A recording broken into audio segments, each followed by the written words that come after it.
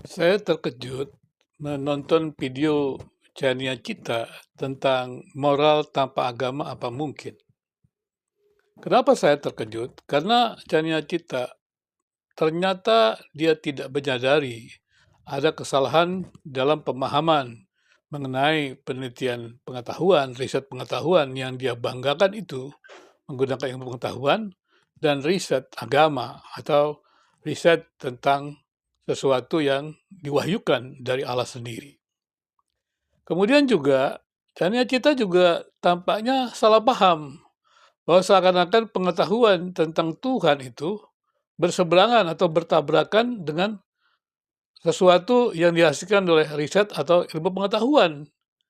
Bagaimana bisa manusia yang diciptakan oleh Allah atau Tuhan yang menggunakan akal budinya dan harus menggunakan akal budinya, kemudian bisa terjadi tabrakan antara pengetahuan tentang Tuhan atau agama dan kemudian dengan ilmu pengetahuan. Kemudian yang salahnya lagi adalah Chania Cita ini tidak bisa membedakan iman, agama, dan ilmu pengetahuan. Boleh saja dia tidak setuju dengan agama, dianggapnya mitos. Tetapi ketika dia mengatakan dia lebih senang kepada ilmu pengetahuan, segala sesuatu itu harus dianalisis, harus logis. Tapi kan dia katakan sendiri bahwa itu tidak mutlak. Semua juga tahu rumusan agama ya tidak mutlak. Demikian juga ilmu pengetahuan ya tidak mutlak. Segala sesuatu yang dihasilkan oleh manusia ya tidak mutlak.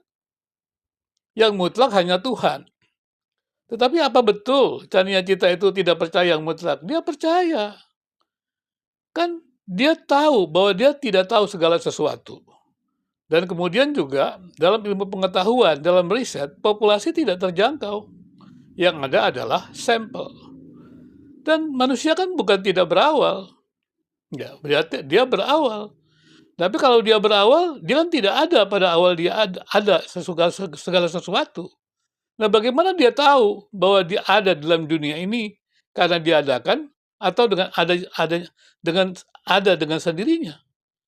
Tentunya adalah iman, kepercayaan, keyakinan. Meskipun disebut tanpa agama, ya sebenarnya semua iman itu ya agama. Bahkan menurut saya orang yang mengatakan tidak percaya Tuhan juga sebenarnya dia juga agama. Agamanya adalah itu, keyakinan bahwa segala sesuatu dari materi gitu, berasal dari materi, tidak diciptakan. Nah, itu agama, imannya. Nah, ini mesti dipahami dengan baik. Kemudian saya masuk kembali kepada masalah moral. Lagi-lagi dia juga gagal untuk menjelaskan apa itu moral dan juga etika. Kalau moral kan yang disebut moral itu dari kata mos, kebiasaan. Jadi kebiasaan-kebiasaan masyarakat dalam komunitas tertentu dengan kebiasaan di tempat lain tentu saja berbeda, seperti itu. Dan memang kita juga bisa tarik nilai moral bersama, itu berarti namanya nilai-nilai inklusif dari semua manusia. Dan kemudian bagaimana dengan etika? Ya etika kan berarti ilmu tentang moral. Nah, bagaimana kalau kita bicara tentang etika? Ya kalau etika Islam berarti menggunakan nah, Al-Quran. Kalau etika Kristen ya menggunakan Alkitab. Dan kalau teman-teman yang dari ateis menggunakan etikanya apa? Ya kemampuan berpikirnya, ya silakan. Tapi kan juga kemampuan berpikir yang dia sandarkan itu juga kan iman. Karena dia merasa bahwa kemampuan berpikirnya bisa memberikan nilai-nilai yang baik. Nah ini kan juga iman begitu. Nah di sini sekali lagi bahwa Chania Cita juga tampaknya salah juga. Saya tidak tahu apakah dia mungkin juga korban daripada mereka yang fundamentalis sama agama, yang kemudian beragama tanpa berpikir dan tanpa menghargai ilmu pengetahuan, saya juga tidak tahu.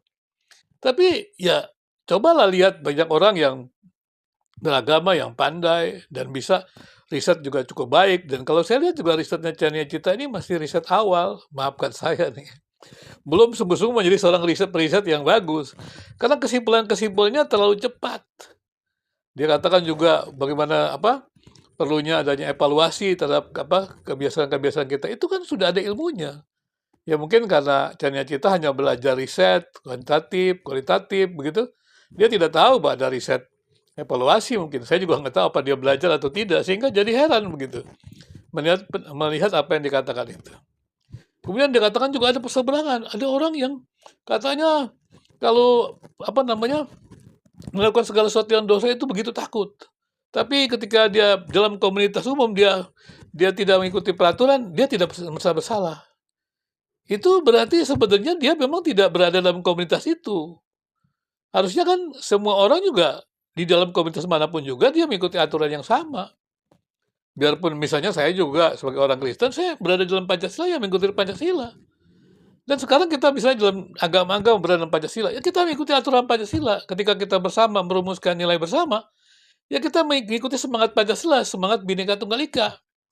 Dengan semangat Bhinneka Tunggal Ika, itu kita membangun nilai-nilai bersama, nilai moral bersama. Jadi moralitas Pancasila itu diterima oleh semua agama-agama dan tidak ada yang bertentangan. Kenapa? Ya, karena memang Pancasila itu menjadi dasar nilai bersama. Dengan demikian ya agama-agama bisa menerimanya. Ya, jadi Chania Cita mungkin perlu memahami agama dengan baik ya, supaya dia jangan menyerang agama terus-menerus. Dan kemudian juga Chania Cita gagal ya untuk melihat bahwa kalau dia penelitian kan dia tahu bahwa harus melihat realitas itu dengan teori. Tapi ketika dia membaca agama bukan dengan teori agama yang ada, itu sebenarnya dia sudah salah. Harusnya diciptakan aja agamanya sendiri, kemudian bangun teorinya. Dia jelaskan tentang teori agama itu. Jangan menyerang agama yang lain. Karena dia tidak berhak menyerang agama yang lain itu. Karena ya memang dia tidak belajar tentang agama yang lain itu. Nah ini persoalan Chania Cita. Kalau dia tahu belajar teori, belajar penelitian, kan ada teori, membaca realitas. Nah bagaimana dia mengatakan orang yang beragama itu sepertinya dalam perspektif dia ya bahwa dilihat ada ketidakkonsistenan. Itu kan baru pandangan dia mesti tanya juga dong kepada orang beragama itu. Nah, kemudian juga kalau kita belajar secara lebih jauh juga pemikiran-pemikiran dia tahu. Yang dia katakan itu kan sebenarnya dia terkadang dia jatuh kepada bandit set, hitam putih. Oh, harus begini, hitam putih. Tapi kadang-kadang dia jatuh juga ke fasiset. Fasiset itu dalam pengetahuan budaya itu adalah dia tidak ada yang menjadi patokan. Tergantung situasi lah gitu. Nah, kalau dalam Kristen itu ada namanya center set gitu. Center set itu kepada kebenaran atau Christ set, agama set. Nah, gitu. Jadi sebenarnya ketiganya itu tidak perlu dipertentangkan. Tiganya harus diintegrasikan pada tempatnya. Walaupun ketika Chania Cita melihat agama itu sebagai yang mutlak begitu, dia pikir bahwa orang beragamanya mutlak. Itu ada paradoks. Tuhannya mutlak, Allah yang transenden mutlak, tapi manusia yang mengikuti Allah yang transenden itu tidak mutlak. Tuhan kudus, Allah kudus, tapi manusia yang menyembah Allah yang kudus itu belum kudus, berusaha menguduskan diri. Nah, dia harus hati-hati ini. Ini paradoks-paradoks ini perlu dipelajari. Jadi mungkin kita perlu belajar juga, bukan hanya pengetahuan ini, filsafat juga belajar, teologi juga belajar, sehingga menjadi seimbang begitu. Saya tidak merasa masalah dengan pengetahuan teologi saya, agama saya dengan ilmu pengetahuan saya, walaupun saya seorang yang memang ya ahli dalam pengukuran, ahli dalam penelitian. Nggak ada masalah saya. Jadi menurut saya ya sebaiknya Chania Cita belajar dulu agama dengan benar. Jangan langsung membuat framing bahwa agama ini mereka percaya mutlak, absolut. Ya nggak ada orang beragama itu yang punya rumusan yang mutlak. Keyakinannya mutlak dalam pribadi dia.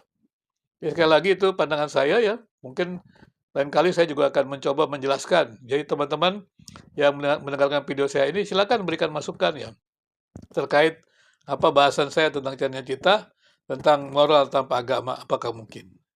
Jadi sekali lagi moral tanpa agama sebenarnya semua manusia itu beragama. Agama apapun juga dia beragama. Dan kemudian ya setiap manusia itu kan diciptakan oleh Yang Maha Kuasa, yang benar itu. Berarti adalah bernilai. Tetapi manusia itu kan tidak bebas dari salah. Itulah yang dia harus hati-hati menjaganya. Sehingga dalam hubungan dengan Sang Pencipta, dengan hubungan sesama, dia terus berrelasi dengan baik. Jadi harus dibedakan, etika itu masalah relasi. Bagaimana kita berkomitmen dengan pengetahuan yang benar, dan memiliki relasi yang benar, disitulah kita memiliki etika yang benar.